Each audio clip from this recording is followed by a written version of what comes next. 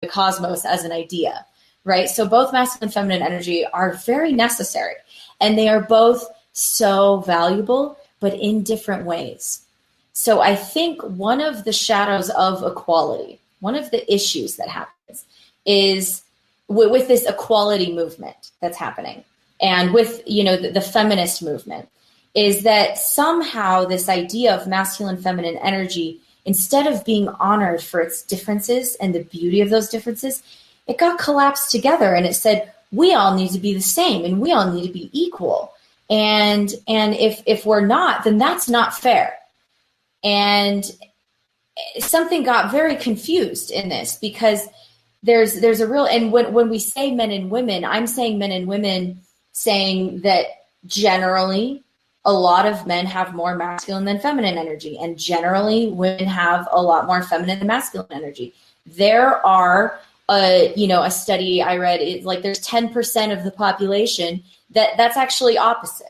And maybe there's other studies that say that it's a little bit more, and that's okay, because there's, every human is a little bit different. But when we look at it as masculine and feminine energy, it's like there's values and inherent ways that each of them supports.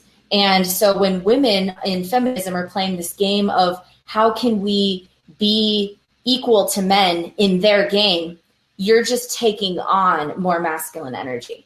And then when in the backlash of that, men are like, oh, well, we need to be more like women because we need to be more sensitive and we need to be more emotional. And so then the men are taking on more of the feminine. And then everyone's really confused and unsatisfied and fulfilled. And so I think that part of the solution is to actually look at, and this is a question I ask myself as a powerful woman who is completely on board with a lot of what feminism did stand for. Yeah. I'm on board with a lot of that. And I think it just got out of control. Just like the men had gotten out of control. But then we lost the goodness, because the goodness is like what actually feels best for me. Like, where do I actually feel best? What is actually the most fulfilling? And I think that's a question that we can ask ourselves.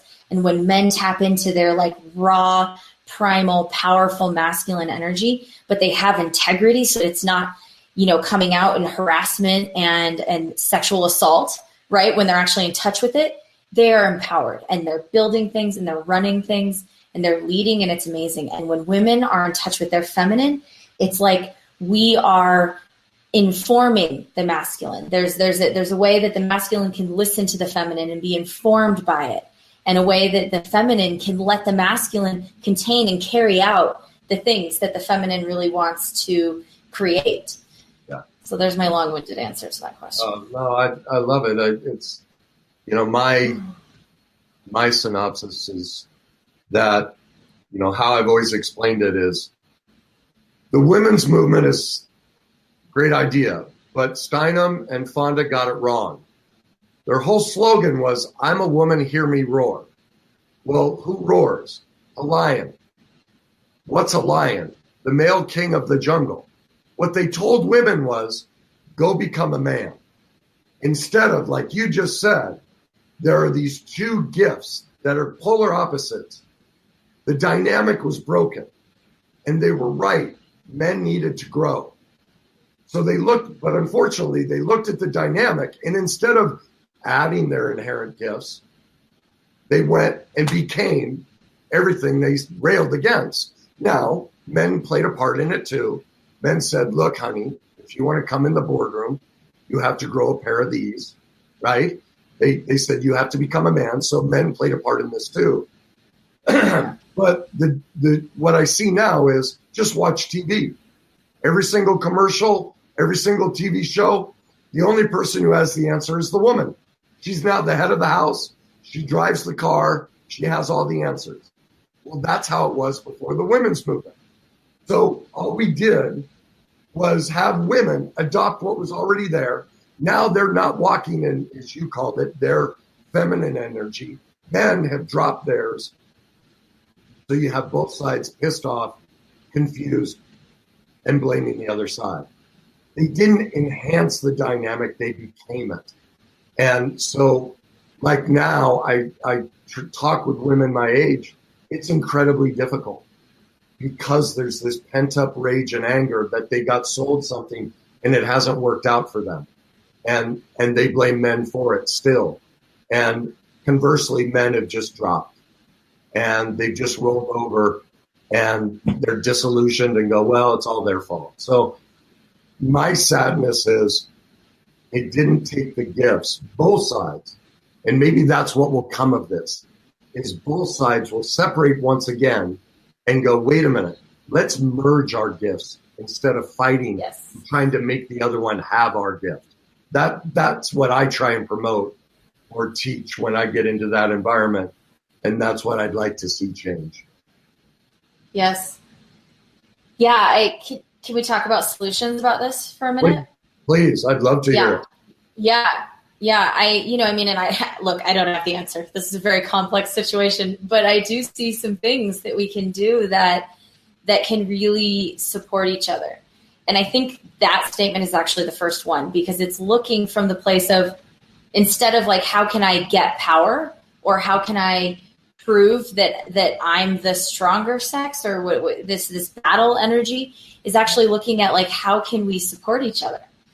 And how can we support each other to create a holistic experience of masculine and feminine energy, of men and women working together using their gifts. And I think the number one thing that I see is listening. It's like when I feel, I'll speak like from my perspective of, working with men and being with men, both, because they're, it's like in the dynamic of romance and in the dynamic of work. When I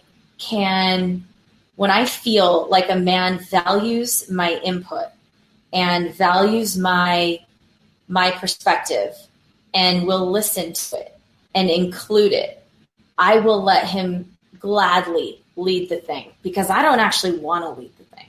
I do want my perspective to be valued, and I do want to be listened to. And I do want to be honored as having equal value, just different value. And that's okay. And I've seen this so many times but then when men don't listen, and this is part of, the feminist movement rising, just being angry. It's like when men don't listen and they don't value, women just get irate. And it's like, listen to me, and that is the part of the piece that I see that men can do as like a solution. So I'm curious what you have to say about that. Oh, I love that. And here's what I had to learn as a man and as a dominant. And I'm going to say this kind of crass, but don't judge me until I finish my thought. What I generally teach men is don't listen to a goddamn thing they say. Ignore all their words from a woman. Ignore them. What you want to listen to are her feelings.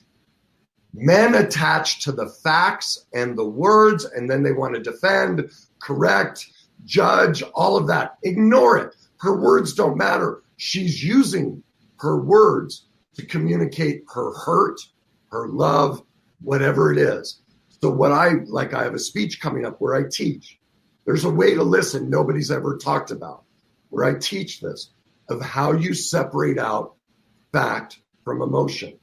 And the key in any relationship, male-male, male-female, whatever, is to listen for the emotion, because all of us, even men who say they're not emotional, almost every word out of their mouth is an emotion.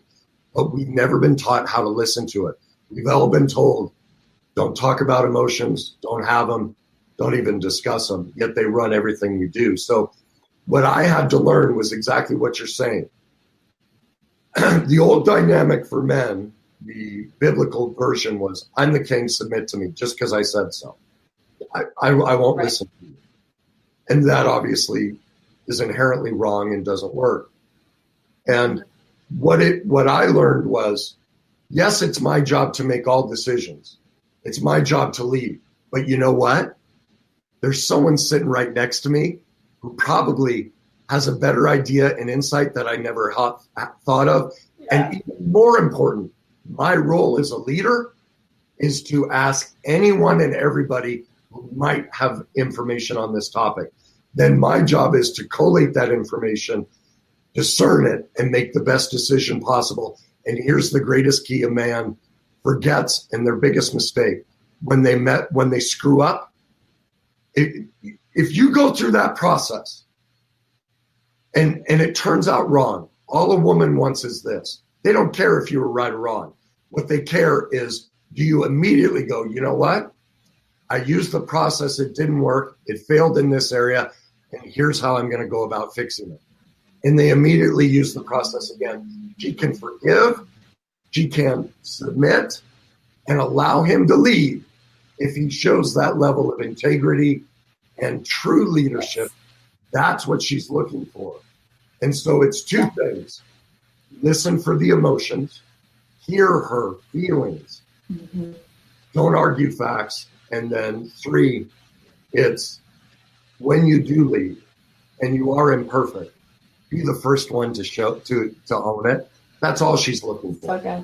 That's been my experience. And when you do that, women are pretty much happy as you know what to let you lead. What other things would you add to that? I know you have to go. So is there anything you'd add to?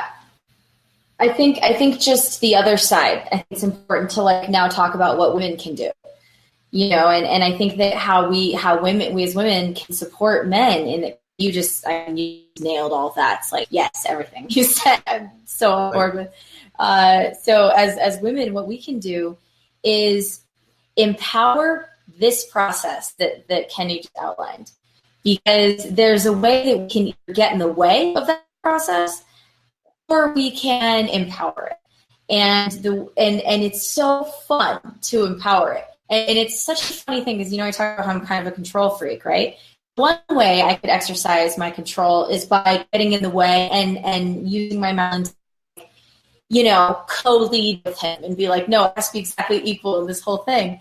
That's one way. Another way I can actually use it as a gift is through understanding that by letting him have the space to lead, and me being the advisor, that I'm actually still in control in a different way. It's through my feminine. So it's actually through my relaxing, my sitting back, my honoring of the masculine, and my there's almost a way that we can compliment and encourage thank you for showing up. Wow. Yeah. Oh, and thank you for honoring that, you messed up, and I'm with you. I appreciate that you have that level of integrity, and thanking and honoring them showing up in the masculine. Their effectiveness goes through the roof when a woman is supporting them like this, and when a woman is actually feeding them the pieces that they might miss. Because there are things that men miss. It's just we just have a different system as far as intuition and emotion and social dynamics. So it's when I just fully am so here's what I know, here's what I see, and then let him go through the process of carrying that out. And sometimes it takes me sitting back and relaxing and using that control to actually relax myself in the process, because it might take him a minute to figure it out. That's the thing, is sometimes we get so type A, and it's give him a minute, let him do it, and then watch how happy he is, and how much more attractive your man is when you're actually letting him drive the car. I love it. I'm so glad. That to me was the best part of the show. I'm so glad because you really put it succinctly of how a woman can keep her feminine side and empower a man without losing herself and feeling like she's giving herself away and becoming less than. And I think that's a message both sides, and from my description of how a man leads, your description of how a woman leads, because she's leading from that position. And so that to me is how they work together. Awesome. Thank you so much, Jamie. You're welcome. I really appreciate you being on, and everybody